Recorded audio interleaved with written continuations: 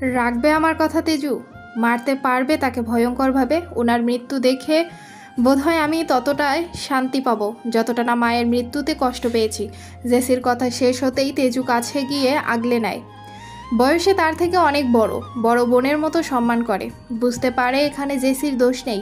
হাত ধরে চোখের পানি মুছে দেয়। টেনশন করো না আপু, ওনার মৃত্যু হবে, ভয়ঙ্কর মৃত্যু দিব আমি। সবাইকে যা দেখে তাদের রুহু কাঁপবে। জেসি শান্ত হয়, পর মুহূর্তে নরম স্বরে প্রশ্ন করে, আচ্ছা তোমার কি গোপন কোনো বাংলো আছে এটা ছাড়া? কেমন সন্দেহ নিয়ে জেসি প্রশ্নটা করে। তেজু ঠোঁটকে চেপে কিছুক্ষণ ভেবেই উত্তর দেয়, না নেই। রিহান তালুকদার হঠাৎ ভোট কেন দাঁড়াচ্ছে সে সম্পর্কে কিছু জানো? রিহান তালুকদার নামটা শুনেই তেজুর শরীর কেঁপে ওঠে। অদ্ভুতভাবে ভীষণ রকম ঘৃণা হয় এই নামটায়। সেদিন রাতে যেই জানতে পেরেছিল প্রতি জন্মদিনের চিঠিগুলো রিহান তালুকদার দিয়েছে, সেদিন থেকেই রাগ আরও বেড়েছে। রাগে দুঃখে সব চিঠি পুড়িয়ে ফেলেছে যা সে 10 বছর সযত্নে আগলে রেখেছিল। যে একটি চিঠির জন্য প্রতি বছর ব্যালকনির কাছে রাত জাগত। দিন শেষে জানতে পেরেছে রিহান জুতা মেরে গরু দান করেছে।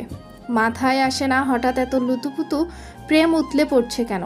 আগে এই ভালোবাসাটা কোথায় ছিল? সব ভেবে ঘৃণায় দাঁত কটমট করে সে বলে, নিশ্চয়ই এমপি হওয়ার পিছনে কোনো কারণ আছে। এই যে আলাদা এক পাওয়ার পাবে, হয়তো সুবিধার মতো মেয়ে পাচার করতে পারবে। জেসি বাঁকা চোখে তাকায়। তেজুর মন পড়ার জন্য বলে, সে তো অন্যায় করছে, তোমার সাথে দিনের পর দিন করেছে, আবার হাজারো মেয়ের সাথে করছে। আর কতদিন চলবে এগুলো? সে তো দিনের পর দিন অপরাধ করেই যাচ্ছে। অন্যায় আর কতদিন করবে? ধ্বংস করে দিব রিহান তালুকদারের পাপের রাজত্ব। আর কারোর সাথে সাথে আমি অন্যায় হতে দিব না, জাস্ট ওয়েট। জেসি অবাক চোখে তাকায়। তেজু এমন কথা বলবে কখনো ভাবতে পারেনি। সে ভেবেছিল নিজের উপর হওয়া অন্যায়ের প্রতিশোধ নেবে। বাকিদের বিষয়ে তার মাথা ব্যথা ছিল না, কিন্তু এখন কি? আর কাউকে অন্যায় করতে দিবে না। জেসি ভয়ে গুটিয়ে যায়। চিন্তা হয়, রিহানের জন্য টেনশন এসে পড়ে। রিহানের সাথে বহুবার কথা হয়েছে, সব কথার লাইনে তেজ নামটা জড়িয়ে থাকতো। যেন এই নামটা ছাড়া তার দম বন্ধ লাগতো। অদ্ভুতভাবে মনে প্রশ্ন জাগে, রিহান তেজু দুজনেই ভীষণ জেদি। রিহান নিজের কাজ ছাড়বে না, ভালোই জানে, আর তেজু নিজের জেদ বজায় রাখবে। সব ভেবে টেনশনে জেসির কপালে ভাঁজ ওঠে। আমি যাচ্ছি, রাত হয়ে যাচ্ছে, কালকে কলেজ যেতে হবে। তুমি তো কলেজ জয়েন করবে বলছো, কখন করছো? কালকে। কলেজ গেলেই দেখবে, যাও রাত হয়েছে। উত্তর পেয়ে তেজু বেরিয়ে যায় বাড়ি থেকে। একলা বাড়িতে পড়ে থাকে জেসি। বাড়ি ফিরতে ইচ্ছে করে না। একটু শান্তির প্রয়োজন, যা সে পাচ্ছে না। ওই বাড়িতে গেলে বাবার কর্মকাণ্ডে শান্তির বদলে অশান্তি লাগে। বাড়িতে ঢুকলে মায়ের আহাজারি কানে আসে। ভাইয়ের খিলখিল হাসির শব্দ বারবার কানে বাজে। শান্তি মেলে না। ধীরে ধীরে হেঁটে একটা রুমে যায়। একলা এই বাড়িতে অচেনা গার্ড ছাড়া কোনো কাছের মানুষ নেই। বিছানায় শুয়ে আস্তে করে চোখ বন্ধ করে। সঙ্গে সঙ্গে গড়িয়ে পড়ে। দু চোখ ভর্তি অশ্রু। চোখ জ্বলে ওঠে। সহ্য করতে না পেরে বন্ধ চোখ খুলে ফেলে। এক পাশে ফিরে মোবাইল খুলে গ্যালারিতে যায়। সেখানে একজন পুরুষের হাজারো ছবি আছে, যা সে লুকিয়ে লুকিয়ে তুলেছে। নিজের অজান্তেই হঠাৎ মানুষটাকে মনে প্রাণে আরেকজনের বসবাস। সব কিছুকে কেমন অসহ্য মনে হয়, যার সে চাইলেও নিজের কাছে পাবে না। একটার পর একটা ছবি দেখে। কখন যে ছবি দেখতে দেখতে ঘুমিয়ে পড়ে নিজেই জানে না। সকাল 9টা। তেজু মাত্র ঘুম থেকে উঠেছে। রাত করে ফেরায় দেরি হয়েছে। বড় মা অনেক ডেকেছে, তবে দরজা খুলেনি। উঠে বসে চুলগুলো আলগোছে বেঁধে নেয়। অলসতা ছেড়ে উঠে বিছানা গুছিয়ে ড্রয়ার থেকে কাপড় নিয়ে ওয়াশরুমে চলে যায় ফ্রেশ হতে। ফ্রেশ হয়ে এসে আয়নার সামনে দাঁড়ায়। হঠাৎ গলার কাছে লাল দাগ দেখে চমকে যায়। গলা এদিক ওদিক করে দেখে, বুঝতে পারে না দাগ কিভাবে হলো। ভেবে নেয় রাতে হয়তো কোথাও আঘাত লেগেছে। ড্রয়ার খুলে কলেজের সাদা অ্যাপ্রনটা নিয়ে নিল। টপসের উপরে জড়িয়ে নেয়। সাথে মাথার উপর সাদা স্কার্ফ করে। পায়ে শু পরে। ঠোঁটে হালকা লিপস্টিক লাগিয়ে দরজা খুলে নিচে যাওয়ার উদ্দেশ্যে বেরিয়ে পড়ে। সিঁড়ি বেয়ে নিচে নামতে নামতে প্রথমে চোখে পড়ে কিচেনে মিষ্টি তালুকদার আর রুহি তালুকদারের ওপর। ঠোঁট টিপে হাসে। দুজনেই পুরোদমে কাজ করছে। বাড়ির কোনো পুরুষ কাজের লোকের হাতে খাবার খায় না। অদ্ভুত অভ্যাস তাদের। তাই বাধ্য হয়ে বাড়ির মহিলাদের রান্না করতে হয়। এতদিন সে রান্না করত, আজ করেনি, ঘুম থেকেই উঠেনি। সব দেখে আস্তে আস্তে নিচে নামে। সোফায় দেখা যায় বীর ভাই আর রোদেককে। রোদের পরনে কলেজের অ্যাপ্রন, বোঝা যায় তারা ওর জন্য অপেক্ষা করছে। আশেপাশে তাকিয়ে আর কাউকে দেখা যায় না, সবাই নিজের কাজে চলে গেছে। টেবিলে এসে তেজু আরাম করে বসে।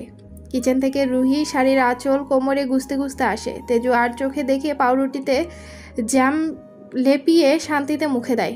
অলক্ষী মুখপুরি, কয়টা বাজে? ঘুম থেকে উঠছিস? আমাদের কি কাজের মেয়ে পেয়েছিস? অ্যাপ্রন খুল, সকালের নাস্তার কাজ আমরা করেছি, এখন দুপুরের খাবারের কাজ তুই করবি। কোনো কলেজ টলেজ যেতে হবে না। কথাগুলো বলতে বলতে রুহি এসে তেজুর পাশে দাঁড়ায়। জ্যাম লাপানো পাউরুটি পানি দিয়ে গিলে ফেলে। পেছনে চোখ টেনে দেখে বীর ভাই আসছে। আস্তে করে চোখ দিয়েই ইশারা করে যেন কিছু না বলে। তেজুর ইশারায় বীর থেমে যায়। ফার্স্ট নিজের মুখ সামলাও বড় মা, নয়তো মুখ কিভাবে বন্ধ করতে হয় আমার জানা আছে। আর কি বললে? তোমাদের কাজের মেয়ে পেয়েছি কি না? কাজের মেয়ে কি আছে? তোমাদের সংসার তোমরা সামলাচ্ছ, আমার কি? শোনো, আগের দিন বাকি খাইছে। আমার খাবার নিয়ে প্রবলেম থাকলে বলো, কাজের লোক রেখে দিচ্ছি আমার জন্য। বান্দির কাজ আর করতে পারবো না, অনেক তো চলালে। এবার সব ভুলে যাও। আর হ্যাঁ, আজ থেকে যেন 9টার আগে আমার দরজায় নক করতে না দেখি। ঘুমে ডিস্টার্ব করলে একদম হাত ভেঙে দিব। কথাগুলো বলে তেজু উঠে যেতে চাইলে রুহি স্কার্ফ ধরে টান মারে। আহ! স্কার্ফ টান পড়ায় গলার কাছে পিনটা গলার মাঝে ঢুকে যায়। সঙ্গে সঙ্গে তেজু ব্যথার শব্দ করে মৃদু কেঁপে ওঠে।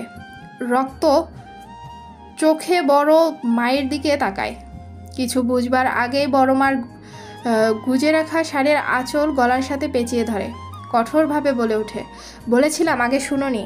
কোন সহজে শরীরে হাত দাও, মনে আছে? আমার এই হাত ফুটন্ত তেলের মাঝে চুবিয়েছিলে, ঠিক সেইভাবে আমার শরীরের উপর ওই ওঠা তোমার হাত ফুটন্ত তেলে চুবাবো। যদি আর একবার বলতে হয় আমাকে আগে, সেই সহজ সরল তেজু ভাবলে ভুল করবে। তোমার জন্য এই তেজুর মনে কোনো মায়া নেই, তাই তোমাকে মারতে হাত কাঁপবে না, মাইন্ড ইট। কথাগুলো বলে রুহির হাত ঝাঁটা মেরে ছেড়ে দেয় তেজু।